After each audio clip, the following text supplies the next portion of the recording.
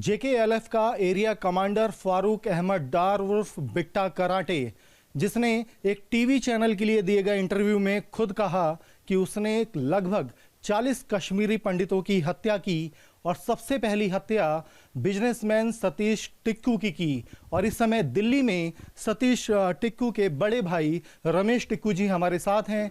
इनसे हम पूरे घटनाक्रम पर जो इनकी इंसाफ की लड़ाई है उस पर बात करेंगे और इस बात की चर्चा इसलिए भी आ गई है कि कश्मीर फाइल्स देखने के बाद लोगों के जो सेंटिमेंट्स हैं वो एक बार फिर उनकी लहर सामने आई है और ऐसे में इनके परिवार की तरफ से इंसाफ की उम्मीद के साथ एक बार फिर श्रीनगर कोर्ट का दरवाजा खटखटाया गया है। अर्जी दाखिल की गई है केस को रीओपन करने की। इंसाफ की लड़ाई आज भी जारी है, जबकि जो आरोपी है वो खुद चैनल पे कहता है कि उसने सतीश टिक्कू की सबसे पहले हत्या की थी। कितना दर्द झेला होगा इस परिवार ने और कश्मीरी पंडितों ने, वो आज हम रमेश टिक्कू जी के माध्यम से जानने की कोशिश करते हैं। सर, बहुत हैरानी होती है कि हत्यारा खुद बताता है कि उसने हत्या की और आप आज भी अदालत के दरवाजों के चक्कर काट रहे हैं। हाँ जी, बिल्कुल काट रहे दरवाजे। बेसिकली एक्चुअली बात ये है कि मेरा जो छोटा भाई था सतीश टिक्कू, वो एक सोशल वर्कर था।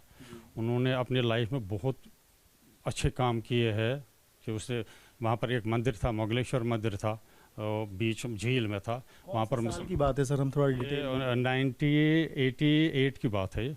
1988 में जो हिंदुओं के लिए जो वहाँ हम जिहाद देख रहे थे उस पर उन्होंने काम करना शुरू किया। हाँ जी, हाँ जी, हाँ जी। ये तो उससे पहले भी हुआ था, 1985 से बेसिकली स्टार्ट हुआ था। तो वो मेरे भाई का काम था कि मतलब कि वो लोगों की सेवा करना था। तो वो कर्फ्यू हो उस दौरान सब्जी देता था, जो भी देता था, दूध बेचता था, दूध देता था, वो भी मुसलमान को भी देता था, ऐसी बात नहीं हिंदू को ही देता था। तो उससे कई मंदिर भी उसने छुड़ाए। उससे कई लोग थे उनके साथ, थे ना, अकेला एक ग्रुप, बहुत बड़ा ग्रुप था। और कई मतलब जैसे कई लड़कियों को कुछ बहला उसका जिहाद के खिलाफ। हाँ जी, हाँ जी। तो उसके अगेंस्ट में उसने काफ़ी काम किया। हमने कई शादियाँ करवाई और उनको वापस ले आया। वो हमारा काम था। वो हमारे कई लोग उनके साथ थे, सतीश नहीं थे, कई लोग उनके। जो सतीश और उनके दोस्त थे, जो कश्मीरी लड़कियों पे अत्याचार होता था, उनको फंसाया जाता था लव जिहाद के लिए, ऐसी बहुत लड़कियों को उन्होंने रिलीज कराया था। हाँ जी, हाँ जी। कईयों का ये बिट कराटे ने, कई और भी मुस्लिम लड़के थे जो ऐसा लव जिहाद का करते थे। तो उसके बाद जैसे हमें पता लग जाता था ऐसा हुआ तो हम फट जाते थे। हमारे पास कई ग्रुप होता था, उनको वापस लाने की कोशिश करते थे और उनको फट उसको शादी करवाते थे या कुछ न कुछ उनका ऐसे काम करते थे ताकि वो उधर की तरफ ना जाए। और दूसरी बात मैं ये कहना चाहता हूँ कि ये कैसे हुआ मर्डर हमारे। मुझे एक्चुअली 7 बजे करीब आया था, हमारे घर पे आया था। तो हाँ जी, हाँ जी, ये बिट कराटे, हमें नहीं पता था इसका बिट कराटे नाम है क्या है। सामने में रह रहा था, 1-8 किलोमीटर आगे, ऐसे ही जानते थे वो, चलो बातचीत, हमें नहीं पता था ये उग्रवादी बनाया क्या बना। 7 बजे आया तो वहाँ पर बोला तो भाई सतीश से ज़रा बात करनी है, कुछ काम था। तो उन्होंने बोला कि वो यहाँ पर है ही नहीं सतीश, वो तो कहीं गया हुआ है। तो बोला अच्छा ठीक है। उस वक्त कर्फ्यू चल रहा था, 11 बजे तक ढील दी गई थी।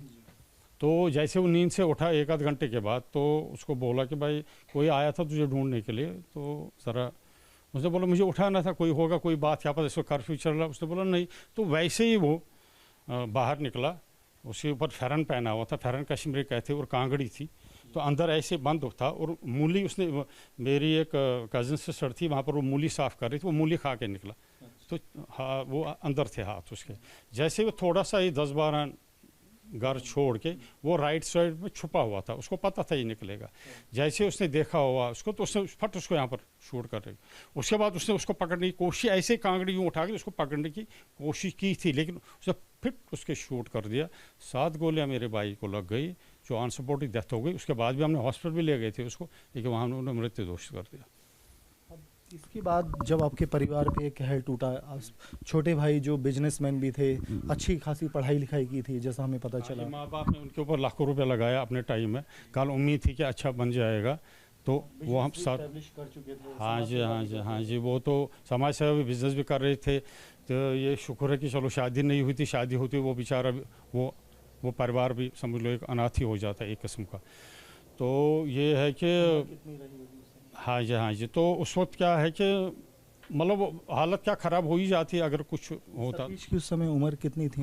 ये नियर अबाउट 21-23 ईयर्स के, 22, बहुत ही यंग थे। जिस तरीके से बिट्टा ने सरेआम और क्रूरतापूर्वक हत्या, एक नहीं 7 गोलियां मारी हैं सीने में। और हाँ जी, उसके बाद जब उसने देखा कि कि भाई ये मरा नहीं, खास वो जो पड़ोसी थे वहाँ पर उन्हें बोला उस वक्त हमें जब वो निकले, तो तब उसने उसको ब्रेन में लगाई ताकि ये उठ ना पाए, क्योंकि उसको पता था अगर ये उठ गया या ठीक हो गया तो चांसेस है फिर ये मुझे छोड़ेगा नहीं, तो नेचुरली हम छोड़ते नहीं, तो इसलिए फिर वो मृत्यु घोषित कर दिया उसका। अब इसके बाद लड़ाई शुरू होती है इंसाफ की। जब ये हत्या हुई तो आप लोगों ने किस तरह से प्रशासन को, पुलिस को अप्रोच किया? क्या तत्कालीन उस दौरान मदद मिली? जाहिर है वो तो आज तक नहीं मिली, लेकिन कितना स्ट्रगल आपने देखा, कैसे? हमें तो सबसे पहले जो कोई आज तक कोई संस्था हमारे पास नहीं आई, हमारे फादर का हालचाल नहीं पूछा, वो भी प्राइवेट काम करते थे, प्राइवेट दुकान थी उनकी, किराने की दुकान थी, मैं भी प्राइवेट था। आज तक कोई संस्था, कोई सियासत वाले पॉलिटिशियन हमारे पास नहीं आए, कोई आज तक 32 साल उन्होंने हमें इतना भी हाल नहीं पूछा इनके माँ बाप कैसे है, भाई बहन कैसे है, भाई क्या कर रहे हैं क्या नहीं, किसी ने आज तक हमें कोई ये सपोर्ट नहीं किया। बाकी उस वक्त हमने एफआईआर गए थे करने के लिए, हमारे एरिया को जो थाना आ रहा एफआईआर के, लेकिन वहाँ पर हमें एफआईआर करने नहीं दी, बोला अभी हालात ख़राब हो, वो ये नहीं करेंगे, वो नहीं करेंगे, पॉलिटिकल पार्टियों का प्रेशर है, वो ये दुनिया भर का, हमें एफआईआर नहीं। इतने में ही कुछ दिनों के बाद हमें फिर वहाँ से डॉक्टर जगमोहन जी आए थे हमारे घर, मेरे फादर से मिले, वो वहाँ के डिवीजनल कमिश्नर आए थे, कई पुलिसकर्मी आए थे, तो उनको हालचाल पूछने आए थे मेरे फादर को, तो फिर उनको बोला कि भाई आप अभी हालात ख़राब है, मेरे ख्याल में कुछ दिनों के लिए निकल जाइए क्योंकि हालात फिर बिगड़ नहीं जाए। तो उन्हें बोला नहीं हम नहीं जाएंगे, पहले मैं एफआईआर होगा, कहता है एफआईआर भी होगा, वो भी होगा, दर्ज होगा, कोई बात नहीं, क्योंकि उधर पॉलिटिकल प्रेशर तो था ही थानों में, जो भी उस सरकार थी, फारुल्ला थी, सेंटर में कांग्रेस थी, उनका प्रेशर तो था ही कोई एफआईआर ना हो जाए, इनको निकालना है किसी तरीके से। बहुत दंग करने वाली बात है कि सरेआम मर्डर होता है, आप थाने जाते हैं, वो कहते हैं कि अभी मत कुछ करवाओ, आप यहाँ से निकलो। तो ये पॉलिटिकल प्रेशर किस पार्टी का था, किसको आप जिम्मेदार मानते हैं? नेशनल कॉन्फ्रेंस का है, फारुल्ला सरकार का, और ऊपर से कांग्रेस मिले हुए थे, बिल्कुल एक ही जोड़ी के थे, अंदर से, बाहर से नहीं करते ये अंदर से काम करते। अभी आपने कई इंटरव्यू देखे जो इनके वकील या कोई जो वो इनके ही तलबदारी, जब उनको पता है उग्रवादी है। देखो जी मैं एक सोशल वर्कर हूँ, मैं एक साल, मुझे किसी से कोई लेना दें, मैं जो बोल रहा हूँ सच बोल रहा हूँ, जो उसके अगेंस्ट उसको बचाने की कोशिश कर रहे हैं, मुझे सबसे पहले ये लेने लगा वो जो बोलते हैं बिटकराटे के, जो वो ऐसा पहले क्या वो उसके रिजार थे, क्या वो उनका कोई रिजार लगता था जो उसको बचाने, क्या उनको खुद को पता है कि वो गलत था, लेकिन फिर भी उसको टीवी पे आते हैं बचाने के लिए, जी वो कर नहीं जी वो ये तो मेरे हिसाब से गलत है। बाकी हम जो कर रहे हैं अपने ट्रू केस लड़ रहे हैं और हमें इंसाफ, उम्मीद है कि इंसाफ मिल जाएगा। अब 16 अप्रैल की तारीख लगाई गई है, आपकी अर्जी स्वीकार की गई है, आज आपको क्या खबर आई श्रीनगर से कि उसमें क्या हुआ और आगे की क्या उम्मीद है? श्रीनगर से ये खबर आई है कि भाई केस गया, वहाँ पर अंदर बहसबाजी काफ़ी हो गई, क्योंकि वहाँ पर अंदर किसी को जाने नहीं देते, वहाँ पर अंदर थे, वकील साहब गए थे, तो काफ़ी बहसबाजी हो गई, जहाँ पर उनकी तरफ से जो वकील था बिटकराट की तरफ से, उसने काफ़ी बहसबाजी वो ये उधर उधर का कर दिया, जिसकी चक्कर में सुनने में आया कोई धमकी दी, अंदर कुछ वकील ने क्या दी उनको, मुझे अभी नहीं हमें पता चला वो। तो उसके बाद वो जज साहब ने वो 16 तारीख दे दी, उस वक्त काफ़ी आपस में बहसबाजी के कारण फिर वो टल गई आज का, और अब 16 तारीख को। रमेश टिक्कू जी, आपका जो दर्द है उसकी कोई सीमा नहीं है, और आपकी तरह हजारों कश्मीरी पंडित हैं जिन्होंने बहुत कुछ देखा है, और आज अपना घर परिवार ज़मीनें छोड़ के तितर बितर हैं, अलग अलग जगहों पर हैं। ऐसे में फिल्म आती है कश्मीर फाइल्स 30 साल बाद, अब उसके ऊपर हम देख रहे हैं कि बहस हो गई, कुछ फिल्म के खिलाफ हैं, बड़ी संख्या में लोग, फिल्म से एक सहानुभूति की लहर है।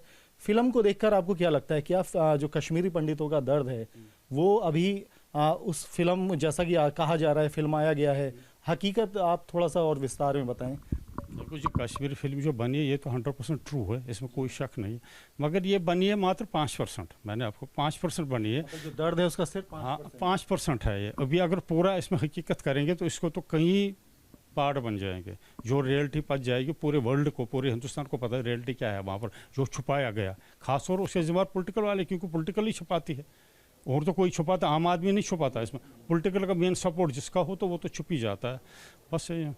आरोप ये भी जो दूसरा पक्ष है वो ये कहता है कि भाई कहीं उसमें जो है बीजेपी सरकार का भी उस दौरान जो है उनका प्रतिनिधित्व था, जगमोहन गए थे, लेकिन आप तो बता रहे हैं कि उन्होंने बहुत मदद की कोशिश की थी। जगमोहन ने जी बहुत काम किया वहाँ पर, अगर जगमोहन और 6 महीने रहे थे तो उग्रवादियों का सफाया हो गया होता और हम वहीं पर होते। जगमोहन बहुत ही अच्छे ऑनेस्ट और ईमानदार बंदे थे, बहुत ही अच्छा काम किया उन्होंने और कर लेते, लेकिन अगर उनको हटाते नहीं तो 100% अगर 6 महीने के रखते ना वहाँ पर, आज के डेट में उग्रवादी उस वक्त ख़त्म हो गया होता और हम वहीं पर होते। लेकिन पॉलिटिकल की वजह से उसको भी वहाँ से हटाया गया उस वक्त। आपके परिवार के साथ जो रहा, उसके अलावा आपने जो वहाँ और विभत्स घटनाएं देखी हैं, कोई ऐसी घटना जो आपको आपने इर्द गिर्द देखी जिसका आप जिक्र करना चाहेंगे, जो कश्मीरी पंडितों के साथ जो अन्याय हुआ? देखो जी, कश्मीरी पंडितों के साथ अन्याय होता ही रहता था वहाँ पर, उसका तो हम भी स्ट्रगल कर रहे थे, कोशिश की। मैंने आपको पहले बोला लव जहाद के चक्कर में वो ये थे, उस चक्कर में हम बचाने की कोशिश कर रहे थे, कई बंदे हमारे साथ जुड़े हुए थे। इसलिए आपको टारगेट भी किया गया? हाँ जी, मेन वो भी वजह होती है, अंदर से तो वही वजह है, बाकी कोई कुछ क्या बोले, रियलिटी हमें ही पता है कि क्या है, उसकी वजह से भी टारगेट, वो भी एक समझो एक टारगेट ही है। कि बाकी एक जो मेरा छोटा भाई था वो एक लीडर ही था हमारी कम्युनिटी का, वो शहीद हो गए, तो क्या करेंगे क्या करेंगे। अब आपकी क्या मांग है? बिट्टा कराटे या यासीन मलिक जैसे JKLF के जो कमांडर उस दौरान रहे, उनके लिए आप क्या डिमांड करेंगे? किस तरह की सज़ा मिले जिससे जो कश्मीरी पंडित हैं, आप हैं, आपका परिवार, जिससे? बिल्कुल सर, मैं चाहता हूँ यासीन मलिक और बिट्टा कराटे को फांसी दे, और JKLF के जो इनका साथ दे रहे उनको भी फांसी मिलनी चाहिए। उससे क्या होगा, जितने हमारे मारे गए उनको कम से कम थोड़ा सा अंदर तो शांति मिलेगी कि भाई हमें थोड़ा सा इंसाफ तो मिल गया। ये ज़रूरी है कि इनको फांसी किसी भी सूरत में मिलनी चाहिए। मैं मोदी से रिक्वेस्ट करता हूँ, विश्व सरकार से रिक्वेस्ट करता हूँ, हमारा भी साथ दे दे थोड़ा सा, हमें उम्मीदें काफ़ी है, शायद हमें इंसाफ मिल जाए। Thank you. रमेश टिक्कू जी, आपने पूरा सुना इनके दर्द की जो पूरा इन्होंने सीक्वेंस हमें बताया, और अब इनका ये कहना है कि ना सिर्फ बिट्टा कराटे बल्कि JKLF के वो सभी कमांडर जो उस दौरान कश्मीरी पंडितों पे जुल्म कर रहे थे, हत्याएं कर रहे थे, और ना सिर्फ वो लोग बल्कि वो पॉलिटिकल लोग भी जो उनको सपोर्ट करते थे, जब तक उनको सज़ा नहीं मिलेगी तब तक इंसाफ पूरा नहीं होगा। वीडियो जर्नलिस्ट सिद्धार्थ के साथ अवनीश चौधरी, न्यूज़ नेशन दिल्ली।